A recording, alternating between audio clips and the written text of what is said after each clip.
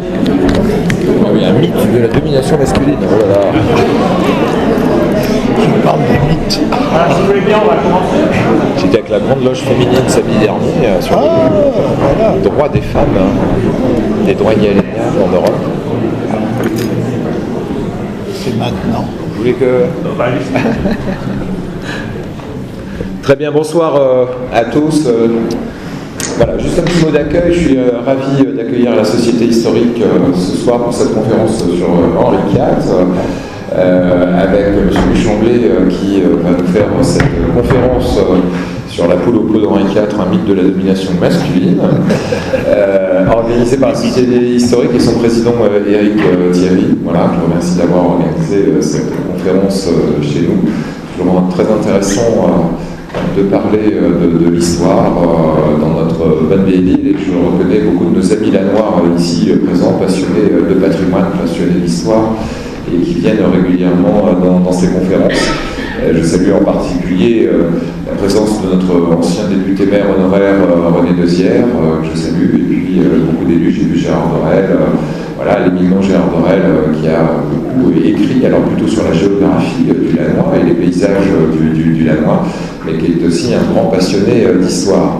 Voilà, alors et puis notre ancien vice-président à la culture de la région Picardie, notre grand maître Alain Rother, voilà, merci de sa présence. Mes élus, Sophie Charles, adjointe au maire en charge de la culture, Frédéric Poitvin, maire adjoint, conseiller délégué en charge du patrimoine, Béatrice Lebel, voilà, conseillère municipale de l'ancienne adjointe à l'environnement. Je vous souhaite à tous une excellente conférence. Voilà, et encore un grand merci de l'avoir organisé, je suis ravi de vous accueillir. Merci à la librairie Brunto, vous aussi, et à Thomas Brunto, qui est présent au fond de la salle et qui, je pense, nous pourra vendre quelques ouvrages à l'issue de cette conférence. Merci beaucoup, M. Thierry. Je vous laisse la parole. Merci. Excellente soirée. Merci beaucoup. Merci, Monsieur le maire, pour votre accueil. Je tiens aussi à remercier Frédéric Poitvin, donc conseiller municipal chargé du patrimoine, qui m'a aidé à organiser cette soirée ici. Alors, de temps en temps, on se réunit ici, dans la salle des fêtes de l'hôtel de ville. Vous vous souvenez, l'année dernière, au mois de novembre, on était venu ici aussi pour écouter une conférence d'Amaury Laurin sur Paul Doumer. Voilà.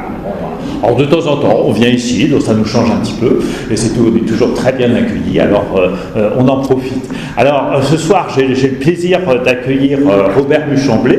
Alors Monsieur Buchamblé, il est un petit peu originaire de la région, puisqu'il est né dans le Pas-de-Calais, à Liévin, donc en pays minier. C'est un fils de mineur, un petit-fils de mineur, et donc il a grandi dans les Hauts-de-France, et il a enseigné pendant longtemps à l'université de Lille 3, puis après il est parti à Paris, à Villetaneuse, donc au nord de Paris, à l'université Paris 13, où il a fini sa carrière. Donc il était professeur d'histoire moderne. Alors c'est quelqu'un que tous les professeurs d'histoire et de géographie connaissent depuis le temps de leurs études. C'est un grand spécialiste de l'opposition entre la culture populaire et puis la culture des élites dans la France moderne, mais il a aussi beaucoup travaillé sur l'histoire de la sorcellerie. Il a travaillé également sur l'histoire de la violence, sur l'histoire des femmes. Donc il est l'auteur d'un très grand nombre d'ouvrages. Alors Thomas Brunto a eu la gentillesse de venir en proposer ici quelques-uns à vente. Donc n'oubliez pas de passer par le fond de la salle avant de repartir. Comme ça, vous serez occupé pour tout l'hiver. Vous aurez de la lecture, et puis des lectures très agréables. Et alors je l'ai contacté surtout à propos de son avant-dernier livre qui est sorti en 2021. Et donc c'est un ouvrage qui est paru aux éditions des Belles Lettres en 2021, donc après tout de suite au moment au cœur de la crise sanitaire, Le Fils secret du Vert galant. Alors c'est un livre que j'ai découvert dans une librairie à Saint-Paul-de-Léon en Bretagne. Et donc comme je m'intéresse beaucoup à Henri IV, au prince prince de Condé, qui a été aussi qui a représenté, enfin qui a été vice-roi de la Nouvelle-France. Alors ça m'intéresse. Alors j'ai acheté ce livre-là, je l'ai lu, il m'a beaucoup plu, et donc j'ai eu envie de faire venir ici Robert Muchamblet. Alors je l'ai contacté très facilement, puis il a tout de suite accepté de venir. Bon, il devait venir au mois de mars, vous vous souvenez, peut-être en mars 2023, puis bon, il y avait les grèves pour la réforme des retraites, il a eu quelques petits soucis de santé, puis donc finalement il n'a pas pu venir, et donc on a reporté la conférence à aujourd'hui. Voilà, alors il va nous parler d'Henri IV. Alors Henri IV, vous savez, c'est quelqu'un qui a marqué l'histoire de notre région. Hein. Sa famille a été à la Fère, Marle, tout ça, ce sont des terres qui appartenaient à sa famille. Et en plus, vous savez que bon, les Lannois n'ont pas gardé un très beau souvenir d'Henri IV. Les Lannois se sont révoltés contre lui dès 1589. Hein, ils ne voulaient pas avoir un protestant à la tête du royaume de France. Donc là, on s'est rallié à la Ligue très vite et a lutté contre Henri IV. Mais bon, le méchant Henri IV a fait le siège de la ville de Laon en 1594. Il a réussi à vaincre, à prendre la ville, et pour punir les Lannois, il a rasé tout un quartier de la ville et il a construit la citadelle qui est aujourd'hui la cité administrative. Alors je me suis dit, tiens, ce serait un petit peu cocasse d'inviter Robert Muchamblet pour nous parler d'Henri IV et de faire faire la conférence dans la salle des fêtes de la mairie de Lens, un petit clin d'œil. Voilà, alors je le remercie d'être venu. Il va séjourner, il repartira demain, il va faire un petit séjour dans notre bonne ville de Laon. Je le remercie d'être venu et je lui laisse la parole.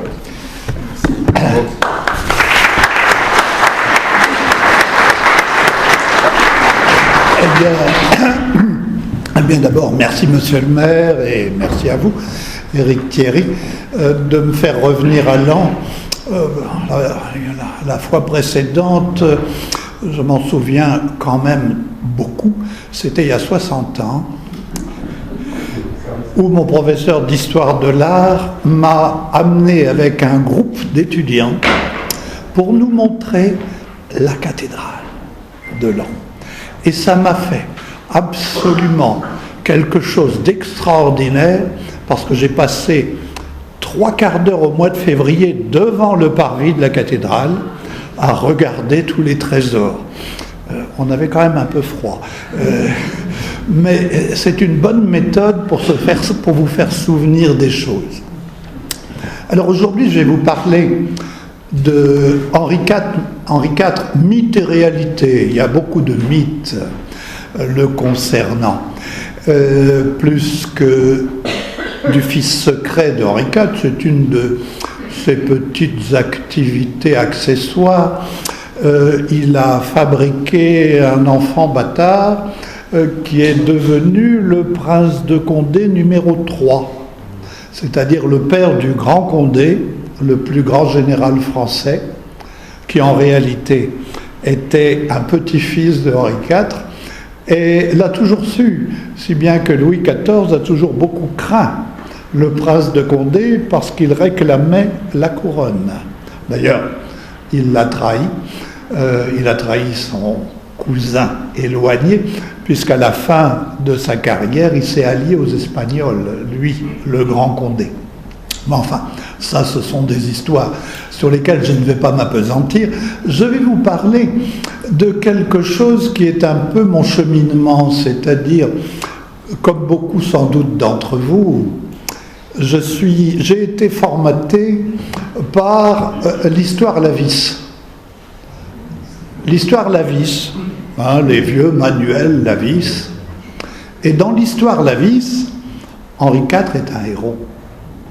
C'est un héros absolument sans peur et sans reproche, avec son cheval blanc. Même ma mère le connaissait, le cheval blanc d'Henri IV.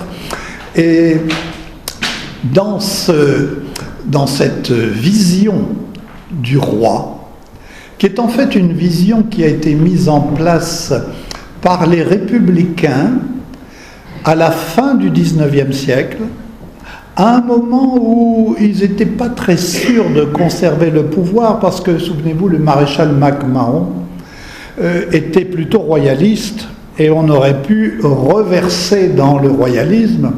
Alors ils ont cherché un roi qui permettait de parler de la Révolution sans être complètement mauvais, complètement noir sur la carte des révolutionnaires. Ils ont cherché longtemps, ils n'en ont trouvé qu'un, Henri IV. Je me suis rendu compte de la chose parce qu'un jour, une de mes étudiantes est venue me dire « Monsieur, je voudrais faire une histoire des rois de France à travers la bande dessinée. » Ça m'a amusé. Je dis « Ok, d'accord. » Et elle m'a apporté un jour une bande dessinée que je ne connaissais pas du tout, qui s'appelle « Les 7 vies de l'épervier », et dans laquelle Henri IV est en scène. Les 7 vies de l'épervier, c'est pas exactement la même trame que mon livre, mais c'est quand même assez proche. C'est-à-dire que la vision de ce bédéiste, qui s'appelle Cotias, qui a été aidé par Julliard pour faire cette bande dessinée, qui est toujours en circulation, il a vu réellement Henri IV, au-delà des mythes. Il y a des images, par exemple, de Partouze, où le roi se trouve très dénudé avec beaucoup de femmes. Scandaleux pour les lavisses, mais pas si loin de la vérité, au fond. Alors, les mythes. Henri IV, c'est tout simple. C'est le meilleur roi français. Les autres n'étaient pas sympathiques, hein, avec Louis XIII qui n'est pas très aimé des Français, qui ne l'était d'ailleurs pas trop de son temps, et qui était probablement très homosexuel aussi, comme son frère, avec Louis XIV qui n'est pas toujours facile à vivre, en particulier avec les pauvres, avec les femmes, etc. Louis XV, n'en parlons pas. Louis XVI, tout le monde sait comment il a fini. Alors ils ont pris Henri IV et ils l'ont totalement reformaté. Ils ont décidé d'en faire un bourgeois de la fin du XIXe siècle. Il avait bien sûr de nombreuses femmes, mais les bourgeois de la fin du XIXe siècle ne détestaient pas ça. Ils avaient souvent une autre femme illégitime avec des enfants, etc. Bon, il a suffi un peu de transformer sa vie de famille en disant que c'était un père extraordinaire. Il transportait ses enfants sur le dos. Vous vous souvenez de la vis, hein, il jouait à être la monture de ses enfants. C'est entièrement faux.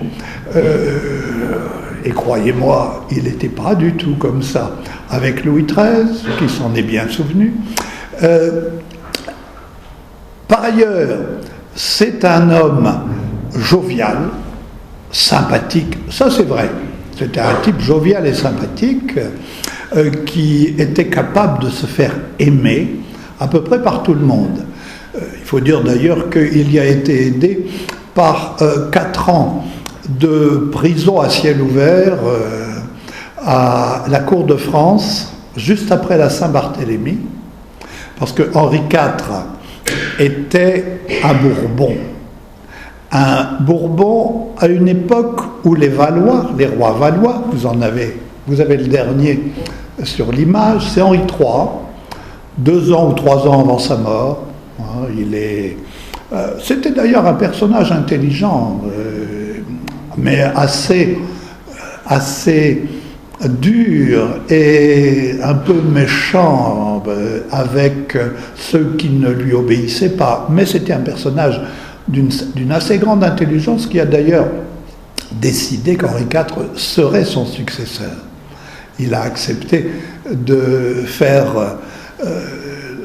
le mettre en selle alors que dans le livre, l'histoire c'est celle de son cousin qui s'appelle Henri de Bourbon, qui est le deuxième prince de Condé, qu'il a fait assassiner, empoisonner le futur Henri IV en 1588, parce que le Bourbon en question, son cousin, qui était le fils non pas de l'aîné, lui il avait la primogéniture mais elle marchait plus ou moins bien à l'époque, hein. Et il était le fils d'un frère du père d'Henri IV.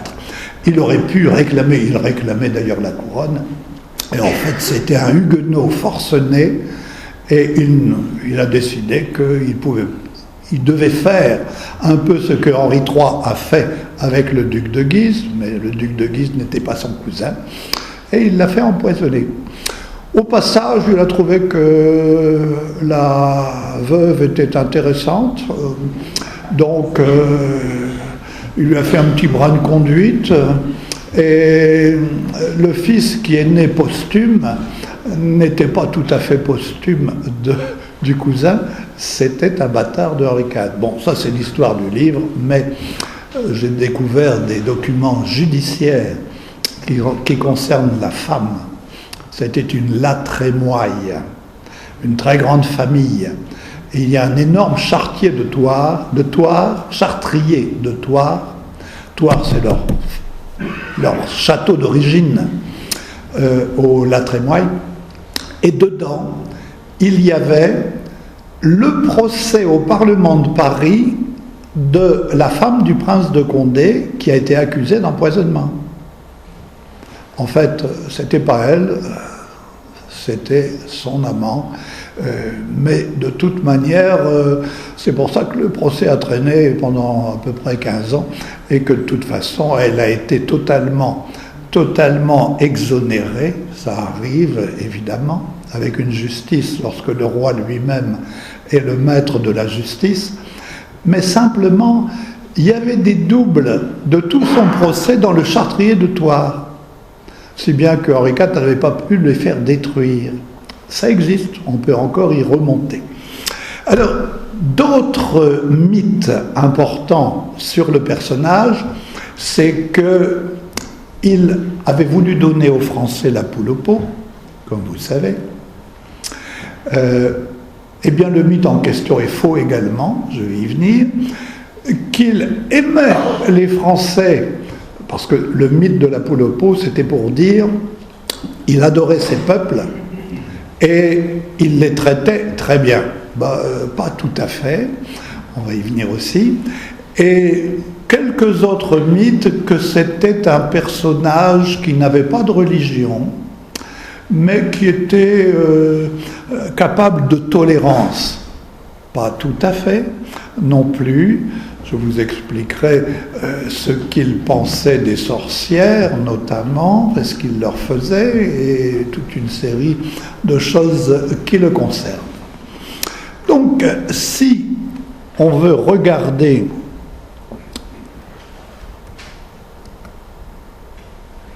les réalités, je vais essayer de remonter.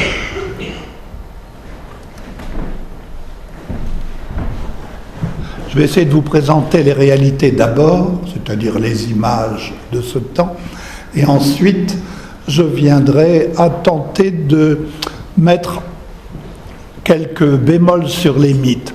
Vous avez ici en haut, à gauche, pour vous, le cousin assassiné, à droite, sa femme, Charlotte Catherine de la Trémoille, juste au moment des faits.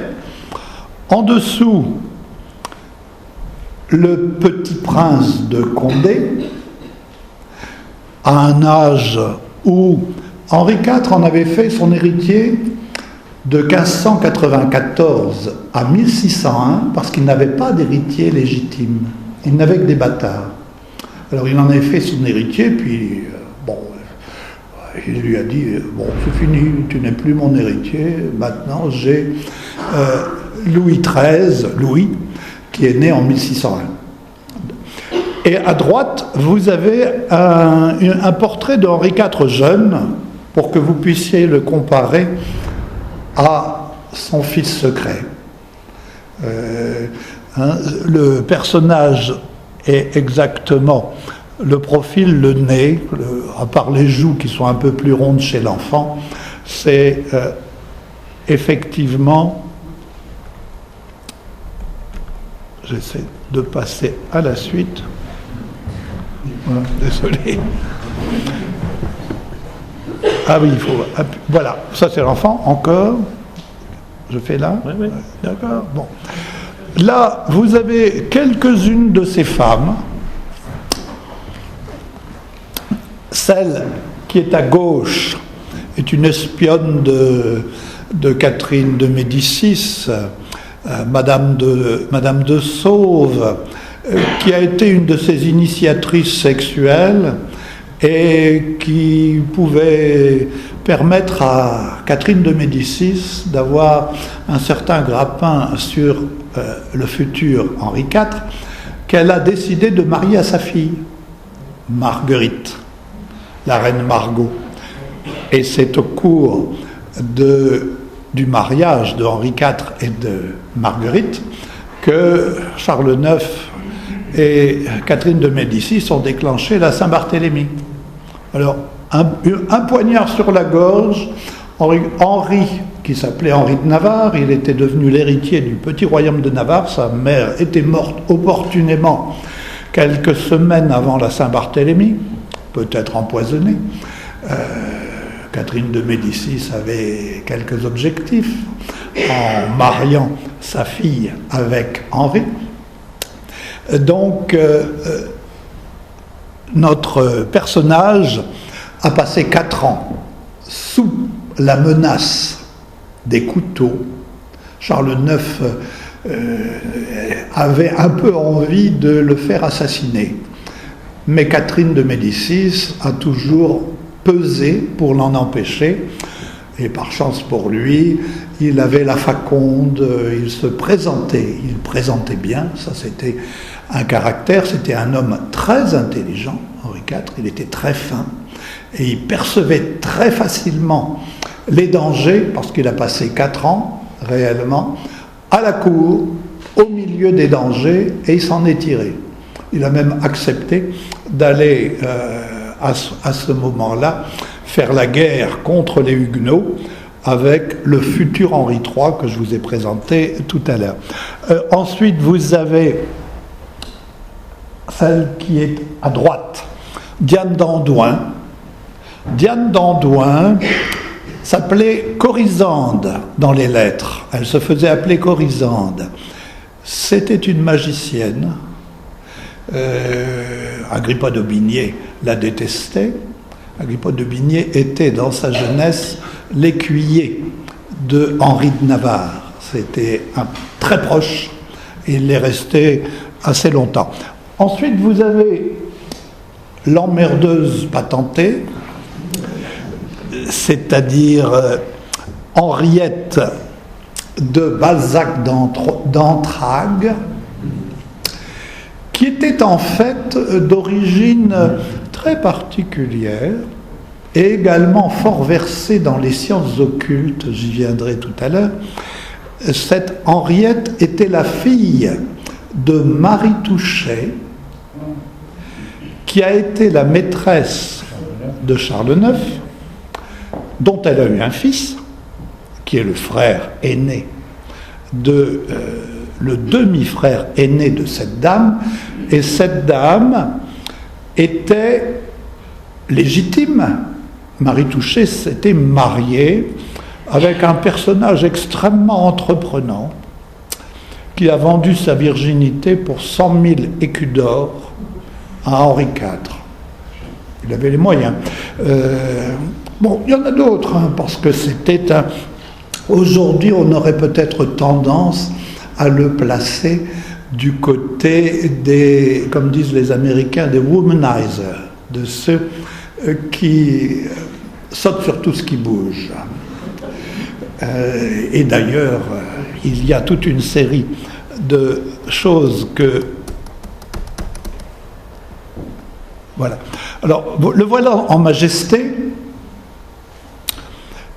avec à sa droite son fils à 34 ans, son fils bâtard, le prince de Condé. Regardez la tête, le nez, le front. Bon. Et la dame qui est là à côté, c'est le dernier amour de Henri IV qui a failli mettre l'Europe à feu et à sang pour elle. C'est Charlotte Marguerite de Montmorency, la fille du connétable de Montmorency, à 14 ans, quand elle a couché avec Henri IV, qui a décidé, il faisait ça de temps en temps, de la marier avec son fils bâtard, avec le prince de Condé, parce qu'il croyait que son fils bâtard était homosexuel et que c'était un bon moyen pour lui d'avoir à disposition la demoiselle, mais vous verrez que ça ne s'est pas exactement passé comme ça. Bon, ici, ça c'est la sœur de Gabrielle d'Estrées. Voilà Gabrielle d'Estrées, une femme qu'il a beaucoup aimée. Il l'a tellement aimée qu'à mon avis, il l'a fait empoisonner.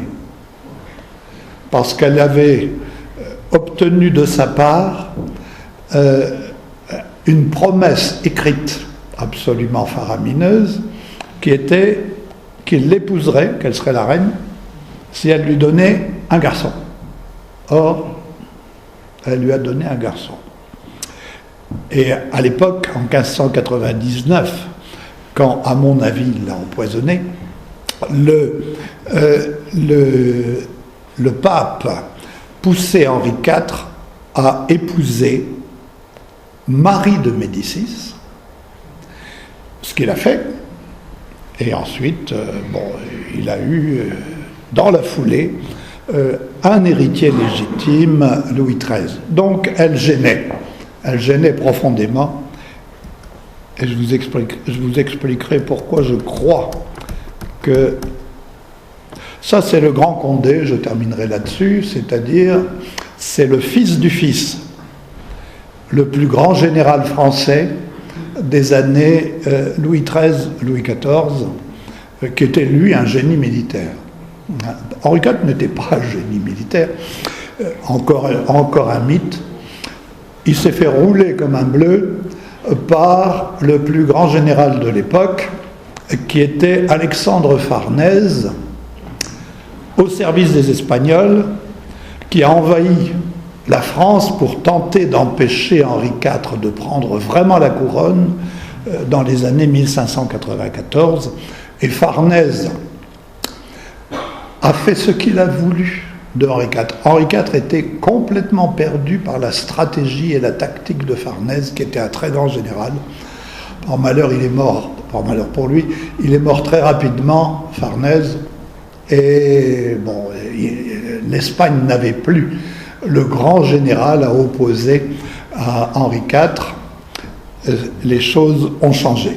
Donc ça, c'est pour vous présenter les réalités. Venons-en maintenant à la discordance entre les réalités et les mythes. Parmi les choses les plus importantes, commençons par la poule au pot. C'est un pur mythe. Il n'est même pas du temps de Henri IV. Il a été produit en 1661 par un ecclésiastique de haut niveau qui était le tuteur de Louis, futur XIV, et qui lui a fait une biographie du grand-père. Et dans la biographie du grand-père, il a inséré la poule au pot pour donner un peu de goût à son pupille de s'occuper gentiment des populations autour de lui. Mais Henri IV se moquait totalement de la situation des populations, à tel point qu'il a laissé son ministre Sully les pressurer par des impôts extraordinaires, des impôts très importants, parce qu'il avait besoin d'argent, évidemment. Quand on paye une virginité 100 000 écus d'or, il faut avoir des rentrées de toute manière, parce qu'il faisait ça assez souvent avec diverses dames et assez nombreuses maîtresses. On prétend qu'il a eu une bonne cinquantaine de maîtresses, mais il y en a une dizaine de très importantes. Il leur donnait des titres, des châteaux, des terres, etc. Et Sully lui-même puisait dans les caisses. Sully n'était pas le brave homme que l'on veut bien dire. Il accumulait un énorme trésor à la Bastille, il était gouverneur de la Bastille, pour faire des canons, des fusils, etc., devenir la plus grande armée mondiale de l'époque. Mais en même temps, il se parsemait de diamants quand il se présentait à l'extérieur de tout ce qu'il avait tiré des impôts sur les paysans. Les paysans réagissent, bien sûr. 1594, il y a eu une première grande guerre paysanne contre les collecteurs d'impôts, pas contre le roi, puisqu'à l'époque on disait « Vive le roi sans la gabelle !» S'il savait, c'est pas sa faute. Ben si, c'était sa faute par Sully interposé. Et les grandes séditions populaires ont commencé précisément sous Henri IV, il y en a eu d'autres. Celle de 1594 a été suivie dans les années 1600 d'un soulèvement en Limousin, d'un autre en Haute-Provence, parce que les gens étaient pressurés. Au lieu de manger la poule au pot. Et pour vous raconter une anecdote, elle vient de l'Estoile. L'Estoile était un chroniqueur parisien qui était très au courant de toutes les réalités, parce que c'était pas un esprit fort, mais il vérifiait les choses. Alors, j'ai trouvé à la fin de juin 1610, c'est-à-dire à peu près, un peu plus d'un mois après l'assassinat de Henri IV, une anecdote qui m'a étonné parce que, dans un premier temps, l'Estoile avait raconté l'histoire d'une paysanne dont la vache, qui était son seul bien, avait été saisie par les collecteurs d'impôts. Alors, pour la taille, elle s'est pendue après avoir pendu ses 6 enfants. Et puis, il s'est informé, il a raturé, et il a donné ceci. Le frère de cette femme, dit-il, est venu le 13 mai, la veille de l'assassinat d'Henri IV, pour lui raconter à ce moment-là l'histoire terrible de sa sœur, en lui demandant de pouvoir obtenir quelque chose pour ceux qui survivaient encore. Et le roi lui a dit que les paysans étaient tous des canailles et qu'il aurait voulu que 100 d'entre eux aient été pendus. Ce n'était pas une façon très sympathique de réagir. Alors, ça peut être une anecdote, évidemment, que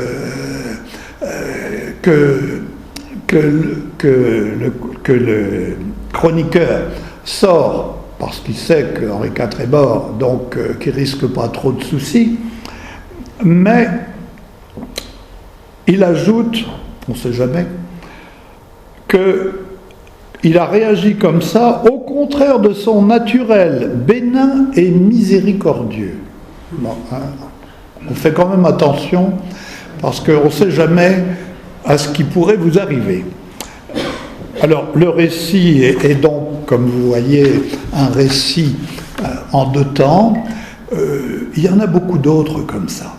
Je vous raconterai l'histoire de la possible guerre européenne qui a failli avoir lieu à la fin du règne de Henri IV, tout simplement parce qu'il voulait absolument retrouver sa princesse de 14 ans.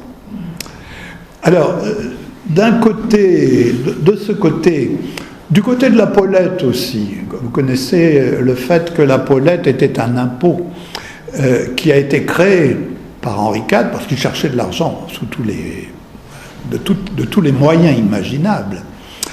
Ça a été créé comme un paiement fait par les fonctionnaires pour pouvoir transmettre leurs charges à leurs héritiers. C'était un pourcentage sur le prix de la charge, qui était souvent très élevé.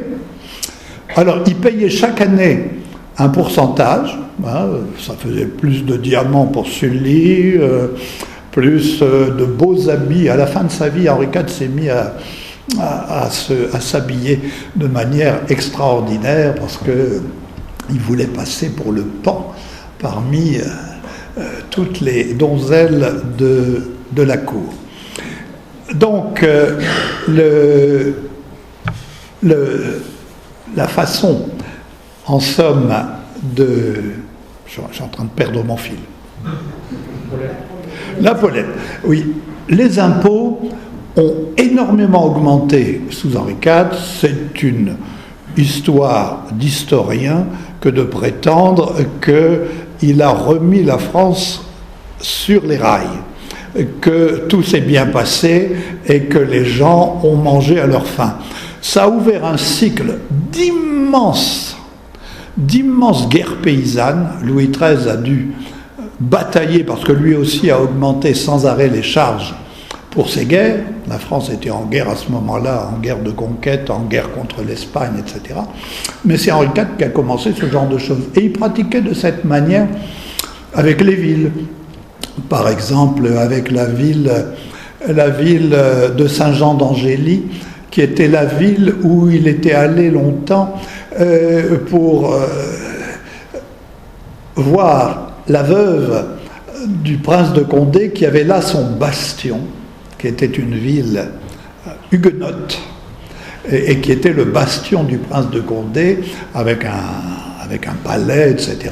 Alors, il a même fait récupérer, voler en d'autres termes, par des prêtres, non, les bijoux principaux du prince de Condé, sa belle cuirasse, qui était d'or et d'argent, et toute une série d'autres choses. On trouve ça dans des documents secondaires du chartrier de Thouars, par exemple. Alors, c'était un rapia, par ailleurs. Et puis, il avait un énorme défaut, c'est que quand il allait quelque part, il volait. Quand il était chez un marchand, il volait. Il était kleptomane. Alors, il savait très bien que ce n'était pas un acte de roi. Quand il était roi de Navarre, il faisait rapporter. Il envoyait des valets rapporter et payer une certaine somme, parce qu'il volait des choses chères. Il volait, par exemple, des éléments qui permettaient de faire de la magie, du corail, par exemple, ou des choses de ce genre-là. On voit ça notamment dans les documents comptables du royaume de Navarre. On voit toute une série de choses qui disent envoyer un tel à tel magasin pour rapporter telle chose.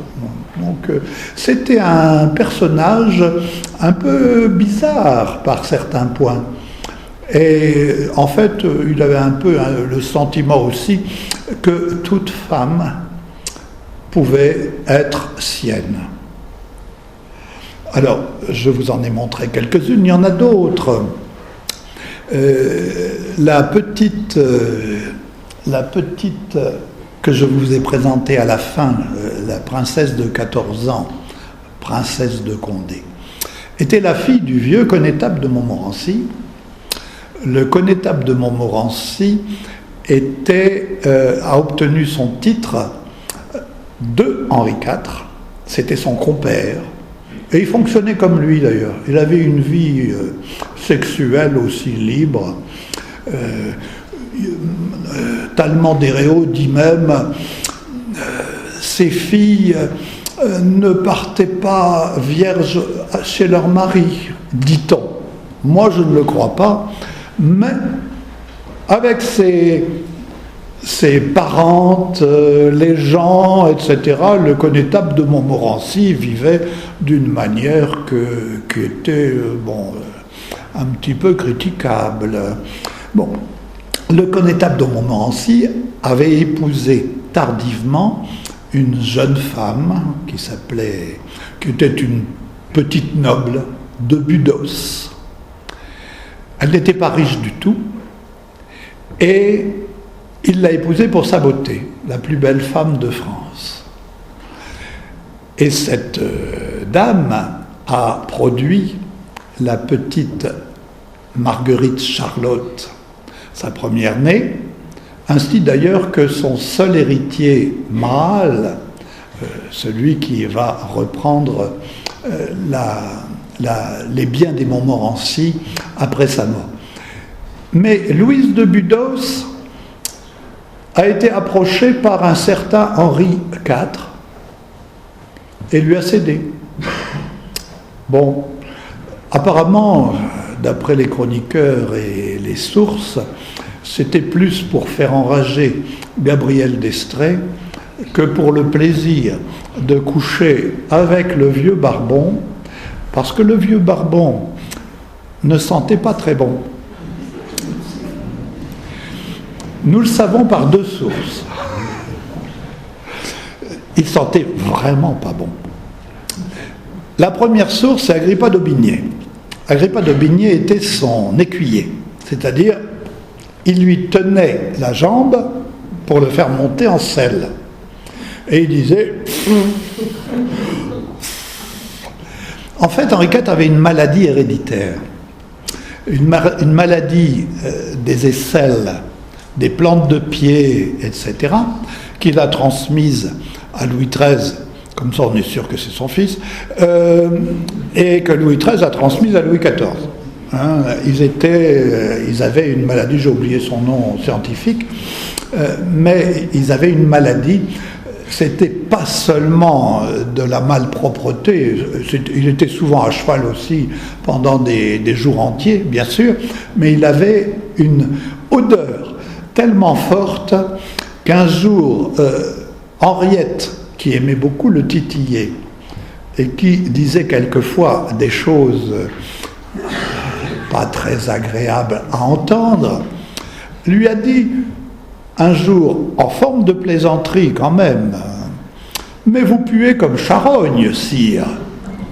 Il a ri, parce qu'effectivement, il n'était pas tout à fait en odeur de sainteté. Il avait pour ça, évidemment, quelque chose qui compensait. Il mangeait de l'ail. C'était un Béarnais. La cuisine béarnaise est très aillée. Mais je me suis souvenu de ce que me disait ma mère, parce que je la voyais pendre des bottes d'ail chaque année au-dessus de notre porte. Alors je lui ai demandé pourquoi elle faisait ça. Elle m'a dit, c'est pour empêcher les mauvais de rentrer. Dans son patois picard. Les mauvais, c'était les sorciers. C'est-à-dire, c'est prophylactique. Vous avez vu à la télé, les Américains, ils ont mis ça pour les vampires. Hein, l'ail, ça repousse les vampires. L'ail, ça repoussait les sorciers.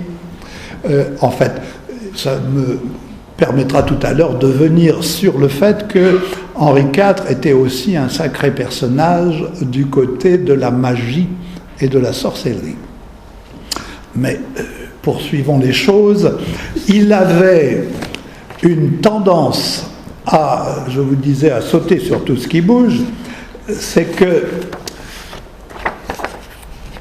pour aller vite, parce que je ne peux pas vous raconter tout en détail les diverses opérations qui l'ont mené à ça, Daubigny en donne quelques dizaines, depuis une prostituée dans une étable qui lui a passé une maladie carabinée dont il a souffert toute sa vie. Il était très très souffrant, Henri IV, et il était généralement traité d'une manière qui était un peu barbare, on peut l'accorder. Un chirurgien lui passait une lancette d'argent dans la verge parce qu'il avait des problèmes urinaires énormes qui se transformaient en fièvre, etc. Alors, et il avait de ce fait de temps en temps des difficultés à conclure avec les dames qu'il poursuivait. Alors, ce personnage, si je retrouve ma page,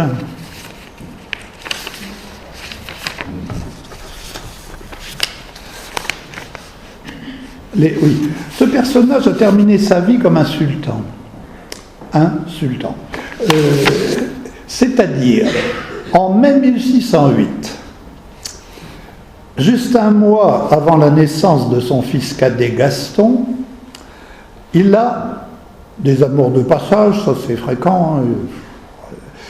Tous les inférieurs du palais savaient qu'il ne fallait pas laisser leurs femmes circuler. Mais là, il avait 4 grandes favorites en même temps que la reine, en 1608. L'une était Henriette de Balzac d'Entragues, depuis 1599. Elle lui avait donné un garçon, César de Vendôme, et une fille, un garçon qui est né en 1601. En 1605, il a conquis la cadette d'Henriette, qui s'appelait Marie-Charlotte, et il l'a conservée pour les nécessités du jour. Il a rencontré en 1606 une troisième qui s'appelle Charlotte des Essarts. Il en a eu 2 filles qu'il a fait entrer au couvent.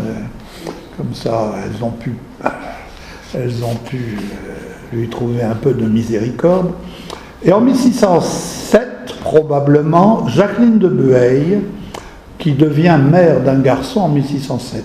Donc, il avait une vie de sultan et il essayait de la faire accepter par sa femme.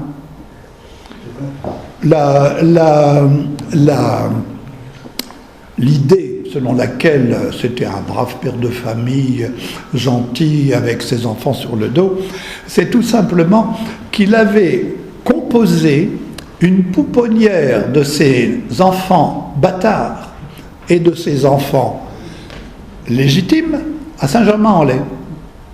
Ils étaient élevés ensemble. Louis, d'ailleurs, détestait certains garçons, aimait bien l'un d'entre eux, mais bon... c'était quelque chose de collectif, mais il essayait que sa femme accepte qu'il fasse venir au moins l'une d'entre elles au Louvre et qu'il puisse la voir un peu plus souvent. Alors, c'est une Italienne.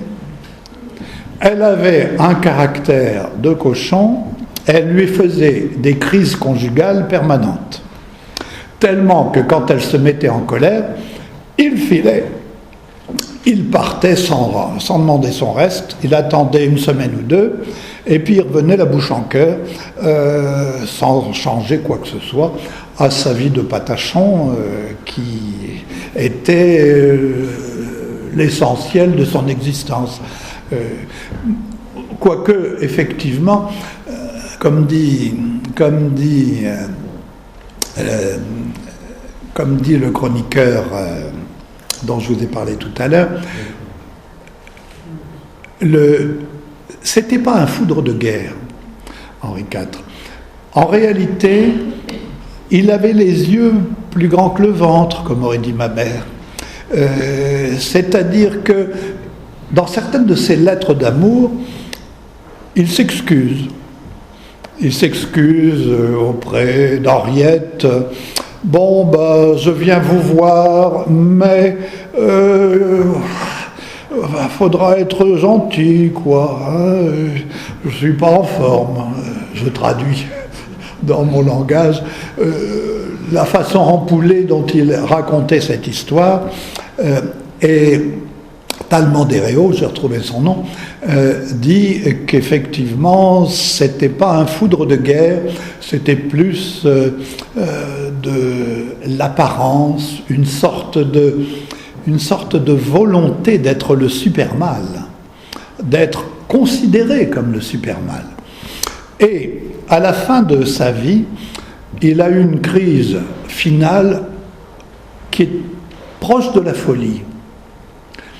Il s'est épris formidablement de la jeune fille de 14 ans, qui était formée à bonne école chez papa, et qui a accepté rapidement. Il l'a vue au ballet de la Reine, c'est-à-dire la Reine faisait un ballet de 12 personnes courtes vêtues, et quand il l'a vue, il en a vu 2 d'ailleurs, qu'il a honoré. Une autre, c'était la fille de Monsieur Paulet. Elle s'appelait pas Paulette. Paulette, c'est... Mais le financier avait une fille, une belle fille rousse, qui était dans le ballet en même temps que la Montmorency, et qui a beaucoup cédé Henri IV. D'ailleurs, d'après certaines choses, d'après certaines mentions, l'assassinat d'Henri IV, c'est pas parce qu'il allait voir Sully à la Bastille, c'est parce qu'il allait voir la Paulette, la fille Paulet. Et il était pressé. Il avait l'intention de passer un bon moment avec elle. Donc, quand il a vu cette fille, 1609, il en a eu une sorte de folie. Il a vraiment décidé de la voir par tous les moyens. Il l'a donc mariée à son fils secret. Mais le fils secret, au lieu de suivre les intentions d'obéir à papa, d'obéir au roi, il avait fait ça déjà plusieurs fois. Par exemple, pour Gabrielle d'Estrées, il l'avait mariée avec un faire-valoir, puis après il l'a obligé à divorcer, etc., parce qu'il est devenu jaloux. Mais donc le fils a kidnappé, au bout d'une série d'événements, le roi voulait voir la fille qui était avec son mari, alors il se déguisait. Ils se déguisaient avec 4 ou 5 personnes, ils portaient des fausses barbes et ils arrivaient, par exemple, chez le gouverneur de Picardie de l'époque, qui, lui, ne demandait pas mieux que d'être bien avec le roi et qui avait arrangé les choses pour que la fille vienne avec sa mère, mais pas avec son mari, un soir, et le roi est venu l'observer par un trou, avec sa fausse barbe et un pansement sur l'œil, et il s'est pâmé auprès de ceux qui étaient avec lui. Il y avait son fils préféré, César de Vendôme, qui était là. Il s'est pâmé d'admiration devant la fille. Mais le mari s'est enfui avec elle aux Pays-Bas, à Bruxelles. L'ennemi de Henri IV, c'était plus Philippe II d'Espagne, c'était sa fille, qui était devenue archiduchesse et qui avait épousé un cousin Habsbourg, ça s'appelle les archiducs. Il régnait sur les Pays-Bas et sur la Franche-Comté. Et ils ont vu arriver le cadeau empoisonné. c'est-à-dire le couple fugitif du premier prince de sang, qui était parti sans demander l'autorisation du roi, et que le roi réclamait à hauts cris. Il en a fait, sous le prétexte de l'affaire de Julier, vous savez, le duché de Clèves et de Julier était devenu vacant par la mort du titulaire, et on se battait entre catholiques et protestants pour savoir, parce que les familles étaient imbriquées, on se battait pour savoir qui allait prendre le duché en question. Henri IV a pris le prétexte en question pour lever une armée, mais on a les documents par notamment l'ambassadeur des Pays-Bas en France qui surveillait les choses comme la soupe sur le feu, parce que c'était une grosse armée, Henri IV. Il avait les moyens militaires de mettre une grande défaite. Et puis il avait dit, si on ne me la rend pas, je vais bombarder Bruxelles. Et il avait fait lever une grosse troupe de chevaux légers qui devait entrer en douce sur le territoire en question, aller jusqu'aux murailles de Bruxelles. Il avait même pensé à un enlèvement de la demoiselle. Bon, c'est une histoire abracadabrante, extraordinaire, qui a mis l'Europe entière en émoi et qui rendait le roi fou furieux. Là, il n'écoutait plus rien du tout de ce que disait la reine. Il ne parlait que de sa princesse, il l'appelait Maninfe, la princesse de Condé, Maninfe, parce qu'il l'avait vue jouer un rôle de nymphe qui lui avait tapé dans l'œil. Et de fait, le poignard de Ravaillac l'a empêché de bombarder Bruxelles. Parce qu'il avait l'intention d'aller reprendre sa nymphe, parce qu'elle était restée là. Le fils, lui, il s'était réfugié à Milan, qui était espagnol. Les Espagnols savaient qu'ils avaient un moyen de pression sur Henri IV. Il s'était réfugié à Milan. Et bon, c'était une sorte de monnaie d'échange possible pour eux. En tout cas, l'affaire était d'un compliqué extraordinaire, et quelqu'un a pensé, bon ben on va se débarrasser de lui. Je pense que c'est la reine, mais, ou en tout cas, qu'elle a accepté que le duc d'Épernon, qui ne portait pas Henri IV dans son cœur, d'Épernon était un catholique très intransigeant et un grand guerrier, d'Épernon était dans le carrosse au moment de l'assassinat. Et certains ont dit, comment se fait-il qu'un homme de guerre comme lui n'ait pas empêché le deuxième coup de poignard? Peut-être parce qu'il n'en avait pas envie, d'autant plus que Ravaillac avait des relations avec lui. Ravaillac, le père de Ravaillac, était un familier du duc d'Épernon. Lors d'une période antérieure, et Ravaillac, on dit, on n'a pas les preuves, mais on dit qu'il a été en somme armé, poussé par d'Épernon. Le procès, vous en doutez, a disparu. Il y a eu procès, mais tout a été détruit, comme le procès de la mère du fils caché. Parce que qui était au Parlement? Un historien, hélas. Un grand historien de l'époque, qui s'appelait De Thou. De Thou. C'était l'âme damnée d'Henri IV. Il connaissait tous ses secrets. C'était l'âme damnée d'Henri IV, qui d'ailleurs a dit du mal de votre concitoyen Baudin. Jean Baudin a été bien étrillé par Jacques-Auguste de Thou, qui a dit « Oh, la République, ouais, c'est surtout de la faconde et c'est un personnage très gonflé de lui-même. » Donc, Jacques-Auguste de Thou était une sorte d'instrument caché. On lui avait promis, Henri IV lui avait promis le poste de premier président du Parlement, mais que s'est-il passé après son assassinat? Il a été viré. Or, c'est pas lui qu'on a pris, parce que la reine n'avait pas du tout envie que certaines choses montent et remontent.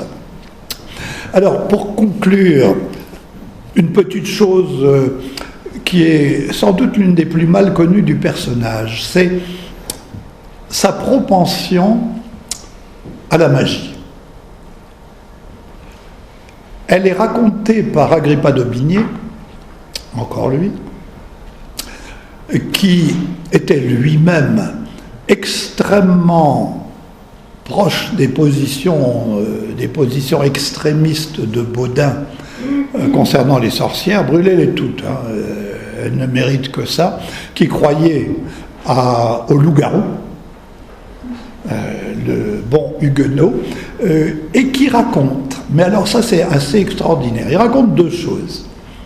Ça, ce sont les lettres sur la magie à Monsieur de la Rivière. Monsieur de la Rivière était un des mages médecins de Henri IV. Parce qu'à l'époque, si on était médecin, c'est qu'on était mage. On ne pouvait pas être médecin de qualité sans faire une magie.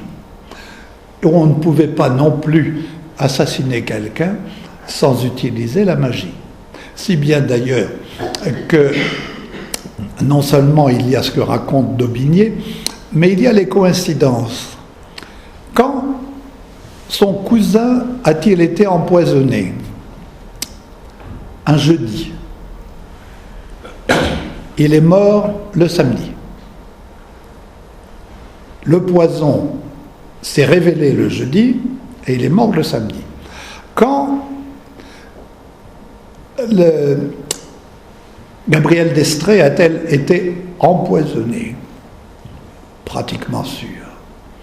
Parce que celui qui l'a empoisonné, c'était Zamet, le financier Zamet, qui lui a donné un citron et qui, grâce à ça, a obtenu, peu après sa mort, d'énormes compensations du roi Henri IV. Bon, et elle a été empoisonnée un jeudi, elle est morte un samedi.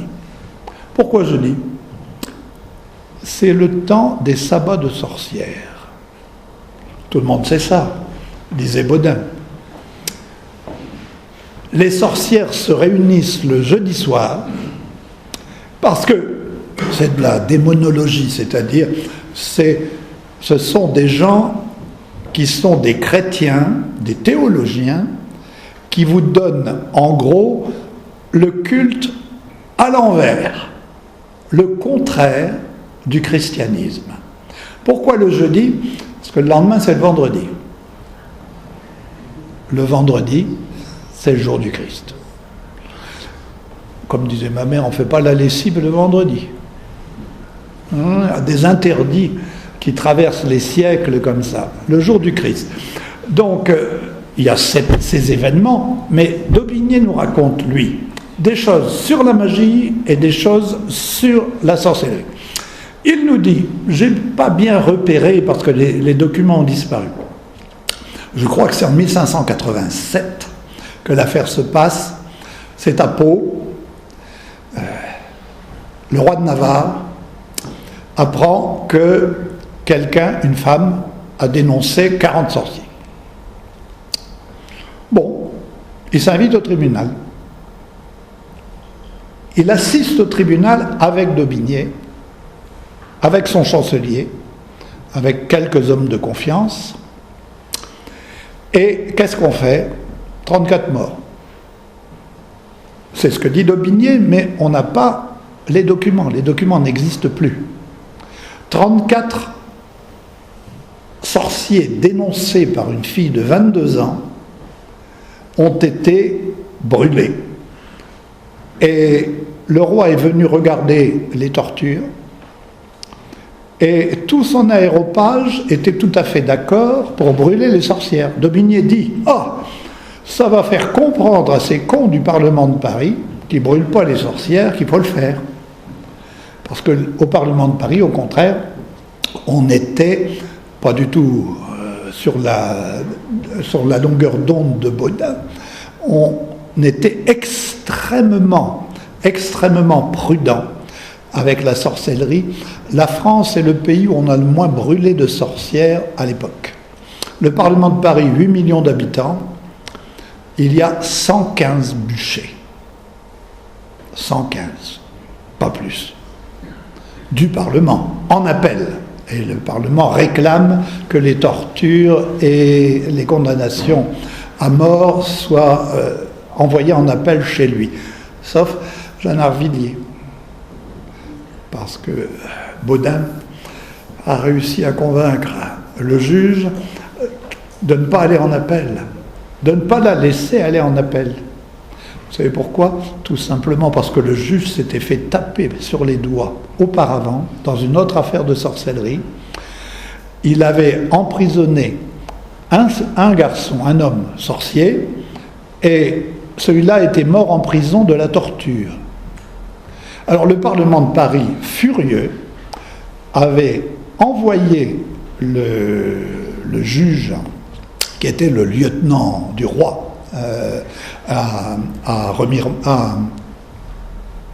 aidez-moi. Ribemont. Le lieutenant du roi Ribemont, donc, avait très peur d'un deuxième... le Parlement de Paris était très dur avec ceux qui ne suivaient pas les instructions. Il les destituait facilement. Là, il l'avait remis en route, mais il ne le laissait pas, il ne l'aurait pas laissé faire, laisser brûler la fille Arvilliers, comme ils l'ont fait, si elle n'avait pas fait appel. Elle n'a pas fait appel. Et évidemment, le juge n'a pas envoyé l'appel non plus. Bon, donc, Henri IV a très peur des sorcières. Deuxième cas, ça c'est pas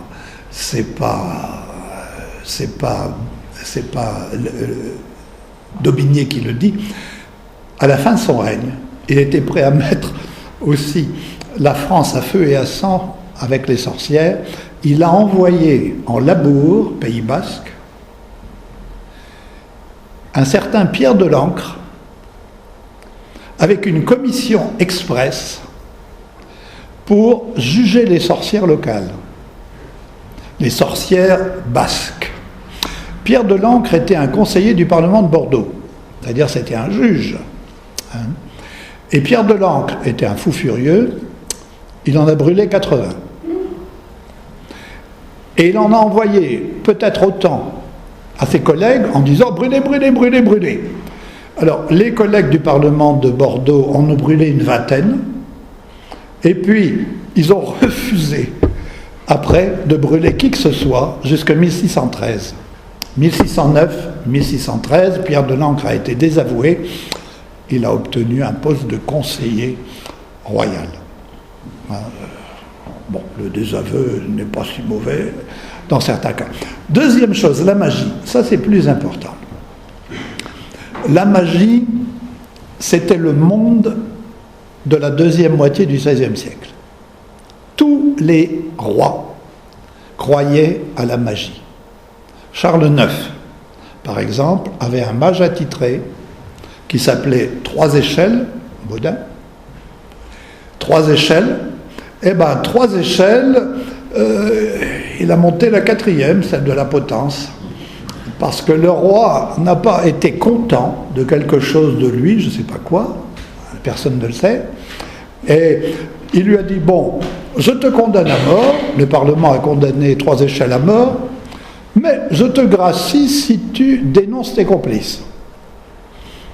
3 échelles en a dénoncé 150. Mais apparemment, le Parlement n'était pas d'accord, puisque il faisait très très attention à ces choses-là. Alors 3 échelles a finalement été pendu. On a négocié une peine sans doute avec le roi. Et Charles IX était un nécromant avéré.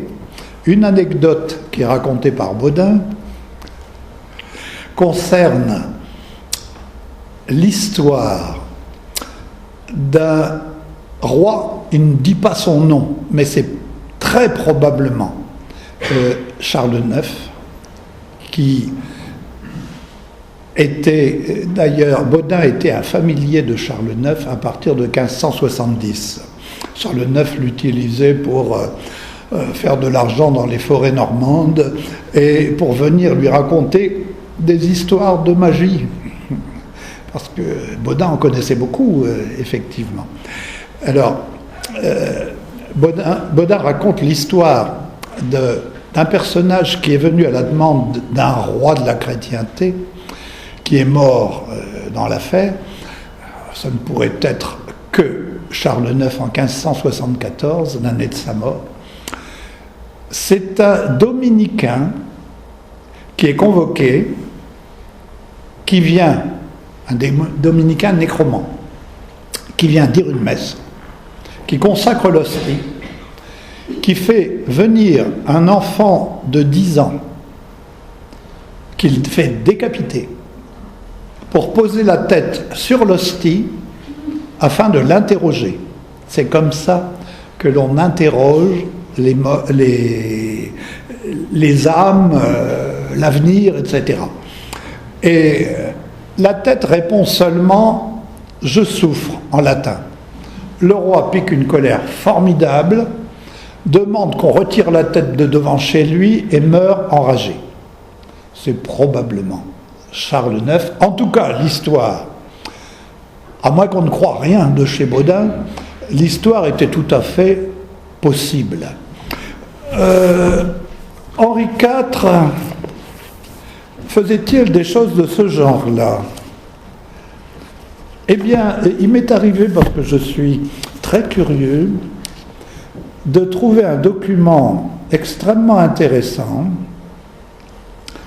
Au mois de juin 1599, ça se passe à Gilles, comme le prénom, une localité d'Eure-et-Loire, tout près d'Annay, dans le canton d'Annay.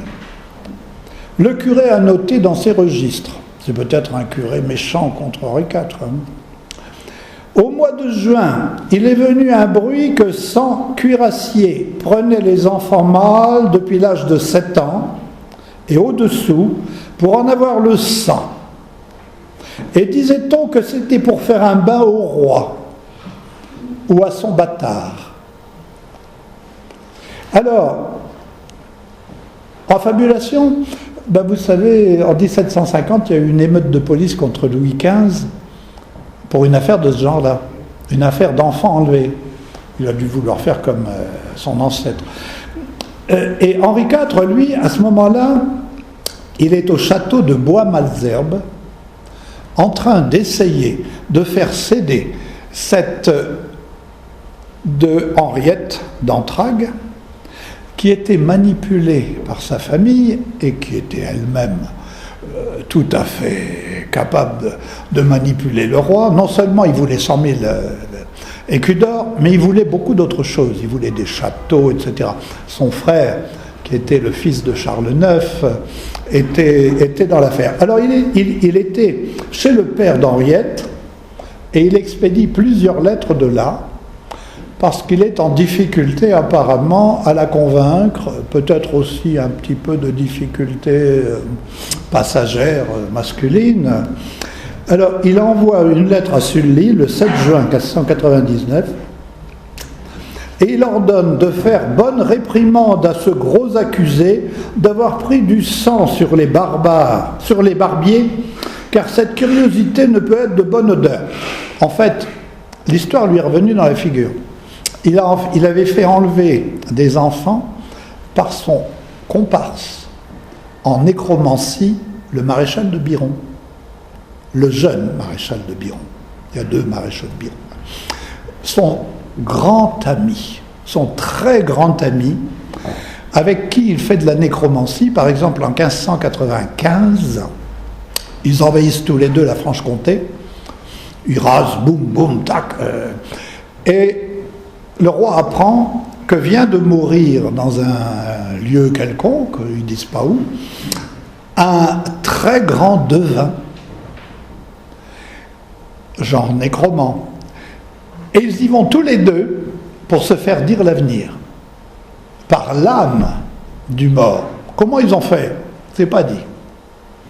Mais les méthodes, c'était d'utiliser des mâles enfants pour leur faire... quelquefois, on n'allait pas jusqu'à les tuer, mais on appelait ça faire tourner l'ongle du mort.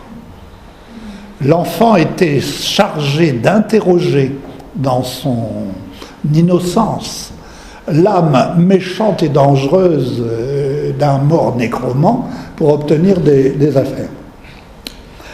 Et il envoie le 10 juin une lettre au maréchal de Biron, gouverneur de Bourgogne, pour le mettre au courant, mais depuis peu de jours, je suis averti qu'on fait courir un bruit aussi peu véritable qu'éloigné de toute humanité, certains présupposant que par mon commandement, l'on faisait prendre et tuer quantité d'enfants pour en tirer du sang et faire servir à quelque indisposition que l'on présuppose, ne pas se mettre en cause, être en mon neveu le prince de Condé.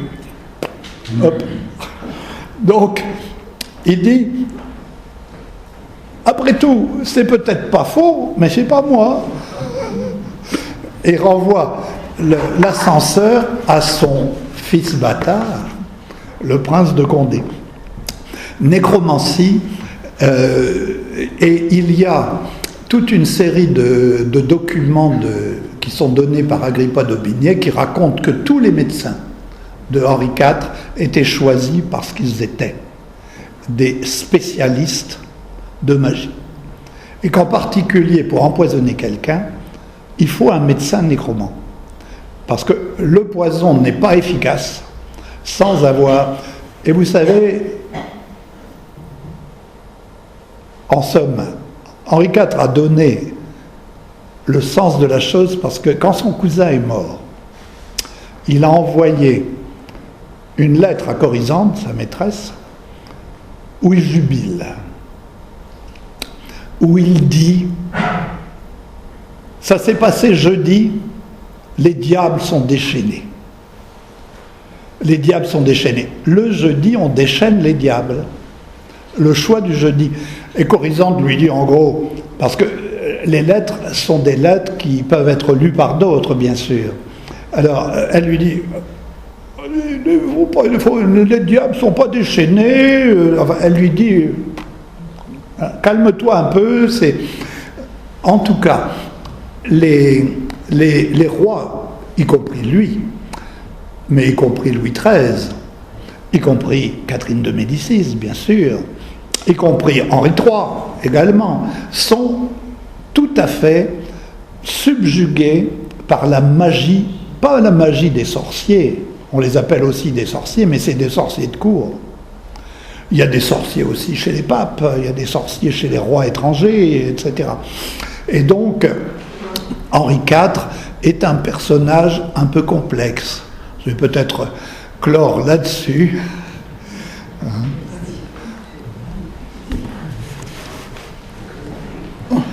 Voilà.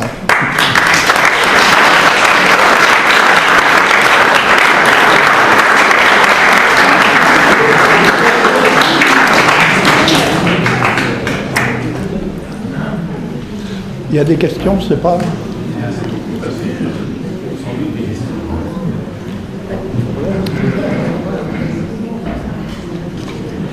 On a dit que Ravaillac avait été kidnappé par Épernon avant d'être livré à... Absolument. Donc il y a quand même... Il y a beaucoup de choses, oui. D'Épernon, qui était le gouverneur de Paris, a pris tout le monde de court. il a ordonné que Ravaillac lui soit amené chez lui, une journée, évidemment. Ben oui, il n'avait quand même pas intérêt. D'Épernon est probablement la main active. Et ensuite, la reine a été très gentille avec lui. Il en a cherché qui a profité de l'affaire. La reine était devenue à moitié folle dans cette histoire, parce que Henri IV lui faisait du chantage. Il ne voulait pas la couronner si elle n'acceptait pas le retour de la princesse. Mais il avait l'intention, elle le savait, de la répudier et d'épouser, il voulait se régénérer, d'épouser la jeune fille de 14 ans pour en avoir des héritiers. Donc la reine était dans un état... Les Pays-Bas, elle était aussi en contact secret avec le chiffre secret du roi d'Espagne avec l'Espagne et avec les Pays-Bas. Elle était tout à fait... elle n'a pas... C'est pas elle qui a fait les choses. Mais d'Épernon il détestait à mort Henri IV, qui lui avait fait beaucoup d'avanies. Et si j'avais été à la place d'Henri IV, je ne l'aurais pas laissé monter dans mon carrosse. Mais il était peut-être pris par le désir d'aller voir cette demoiselle rousse qui l'intéressait tellement. En tout cas, d'Épernon, on ne comprend pas non plus comment un homme qui était beaucoup plus svelte et beaucoup plus actif encore que Henri IV, qui était un homme de guerre extrêmement expérimenté, comment il a pu laisser le personnage, non, frapper une fois, il est surpris, mais le deuxième coup. Mais Épernon, il faisait partie de la garde personnelle d'Henri IV, avec d'autres, c'était votre place. Exactement. Mais il s'est rallié, vous savez, à l'époque, tout le monde trahit tout le monde. Il s'est rallié très vite à Henri IV. Et il en a eu des honneurs, mais Henri IV, comme disait, il m'échappe toujours,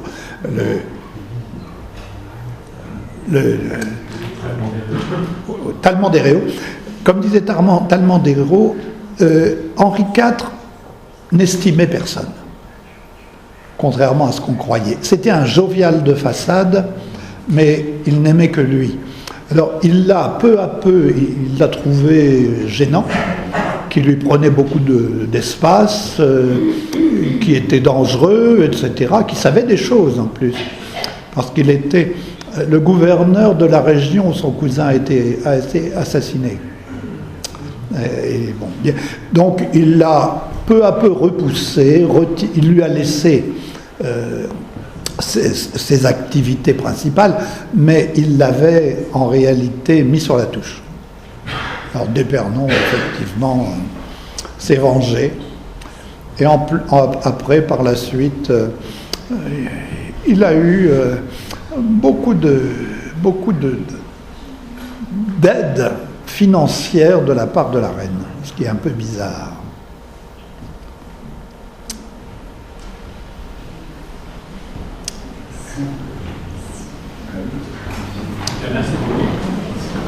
Merci à vous.